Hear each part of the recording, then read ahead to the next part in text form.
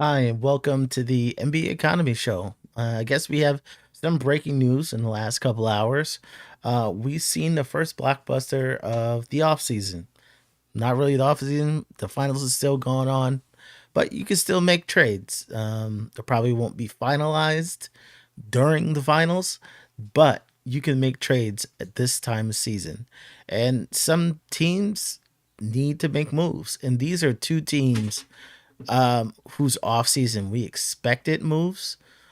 So we have the Orlando Magic, we have the Memphis Grizzlies. Um, we see the Memphis Grizzlies, the way they ended the season, um, firing their coach right before the playoffs, and then being swept out of the playoffs, which is just such a bad ending to the season. Just that coaching change so late in the season let you know they just weren't happy. Um, it looks like they weren't happy with more than just the coach. So we I'm expecting these. I don't think are the only moves that we'll see for the offseason for these two teams. I think it's just merely the first. Um, so in this trade, the big name in here is Desmond Bane, who goes from Memphis to Orlando. So Orlando gets the best player of the deal. Orlando has kind of been in that um, middling tier team in the East. They're not. They haven't really been that top three teams in the East. They haven't put that. They haven't really been threatening. They kind of only gone as far as Paulo can drag them. Um, I think this puts them in another tier. They've always needed shooting. In the NBA, you can always get a shooter. There's a lot of shooters in the NBA that you can get for a lesser price, but getting a two way shooter is rare in the NBA. There's not too many healthy two-way um, shooters in the NBA. We saw that this kind of this deal kind of looks like the Mikel deal that the Knicks did with the Nets. It kind of shows that these um, important role players are important and they are worth a premium price. So, um, just so rare to find a two-way player who's healthy. Desmond Bane, health has been okay. It hasn't been great, but it's been okay. But the thing that's very interesting about Desmond Bane is how Desmond Bane plays when John Morant is out. So when John Morant isn't dominating the ball, Desmond Bane is open. So he looks like a primary scorer. He looks like not a maybe not a 1A, but maybe a 1B. Um, if John Morant isn't in the game, so Orlando is trading for not who he is now, but of who he can be on the Orlando Magic. We see Paulo is a very sharing type of player. I don't think he's gonna be dominating the ball like Ja would. So they traded for a player who was on a down year, but I think they really expect him to be that 20ish scorer for them.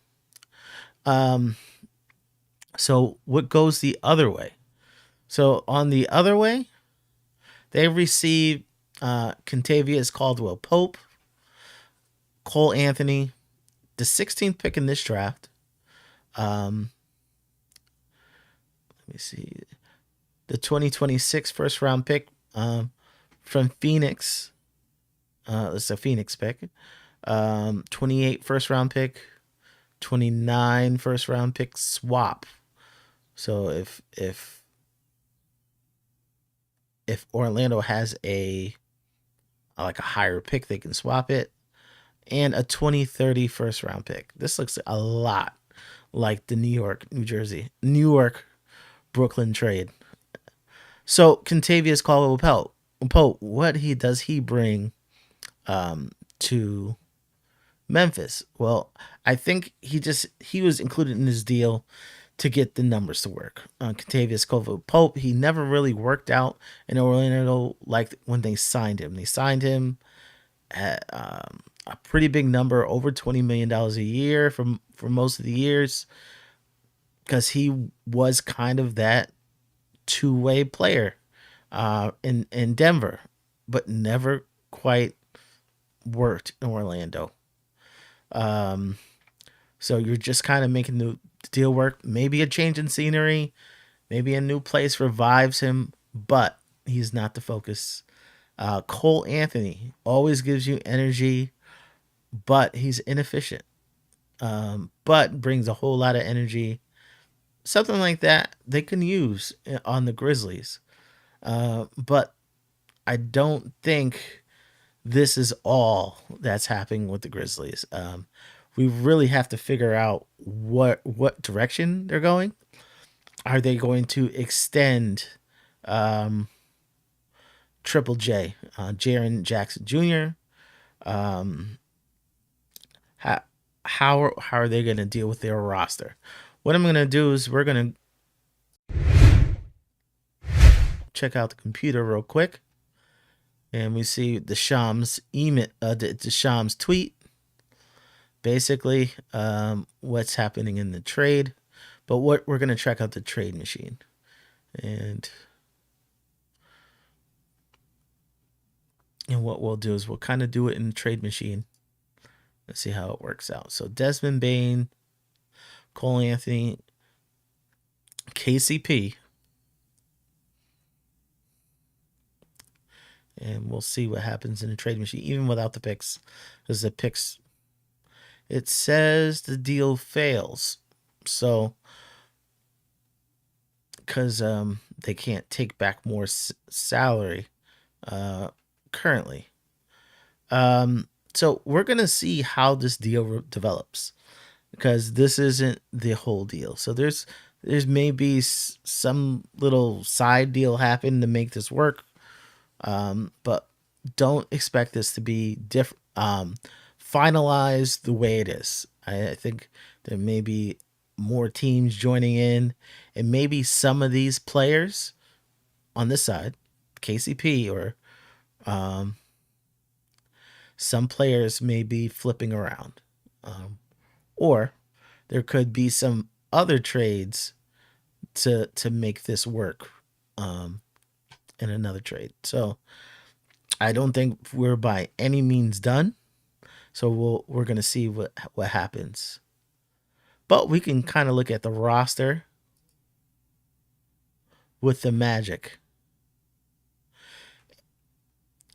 This puts this trade. They are over the first apron, so they can't take back more money in trade. That's why it didn't work in the trade machine. And this trade, just currently constructed, puts them very close, 5.2 away from the apron. Not only that, they do have a pick. They do have a pick in this draft. So the 16 will be going over there. This pick they have to pay for. So as is, the Orlando Magic have 15 players on the roster. And when you can only have a max 15 players on a roster, plus they have 3 picks, so we know there's going to be movement. They have 5, 1, 2 of the players signed for next year.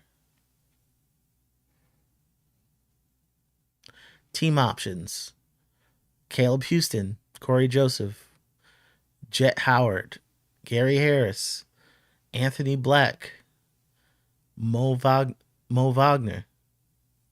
So you're going to expect there's going to be movement.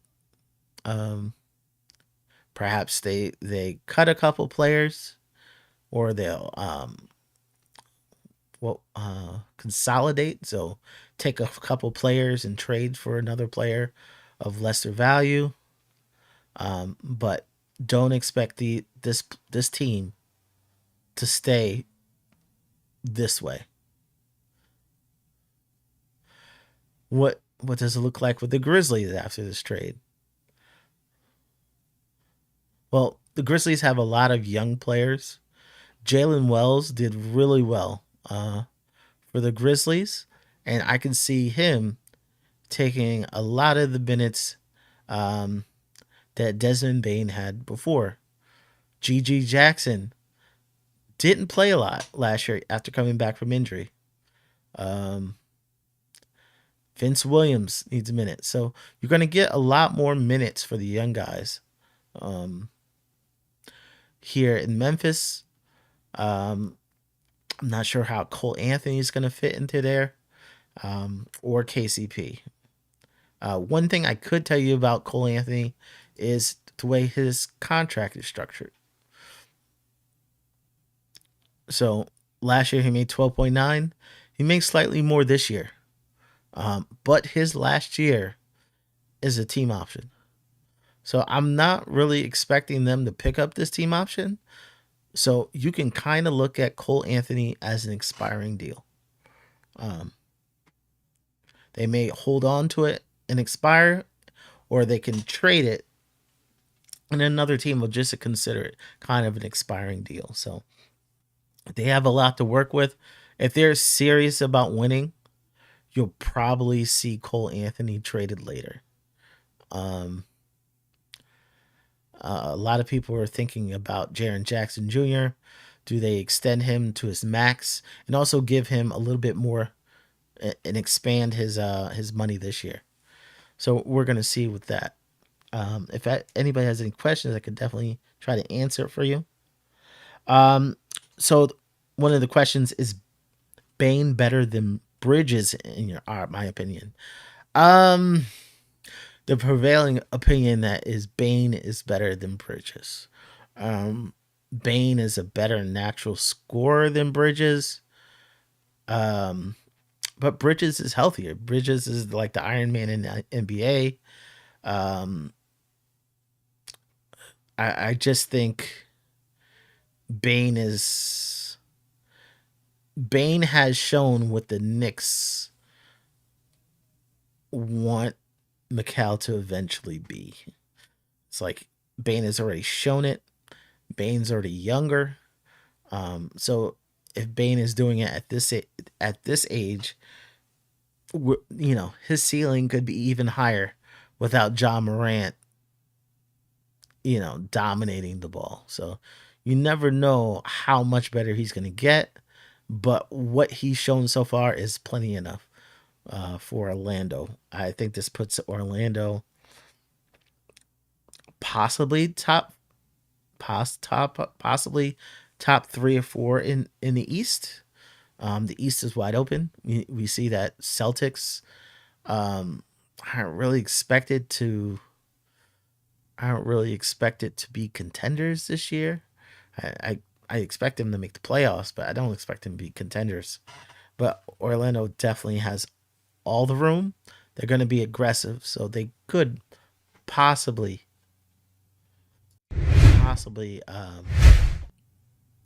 do even more. I wouldn't put it past them. With the contracts that they do have, it looks like they may look to consolidate more players. So putting 2, 3 players in a trade, maybe coming back with a better player, and going from there. That's what I have for now. If there's any more updates to this trade, I will definitely put it out there. Probably on a short. Um, Thanks for joining us. I will say this week we will have more videos. I am gonna do definitely a draft video. Hopefully, I have someone who looks like they may want to do a draft video. Someone who's actually like in draft expert. This person I really respect, and I think he's like a phenom, like a young person he really knows his stuff. So I think we're gonna have a little draft video. We'll talk about the general draft stuff, and then we'll talk Knicks specific because I know the Knicks fans want to know more. So thank you for tuning in. We see this trade changes things for the East. It looks like a lot of teams in the East are gonna take their shot. So we'll see what's going forward. We see Memphis made a nice trade for their flexibility, and they're going to um, take it from here. We just don't know if from here is up or down temporarily. So we're going to look for a commitment from there. So thanks for joining in, and thanks for joining the NBA Economy Show. Please like and subscribe if you like the content.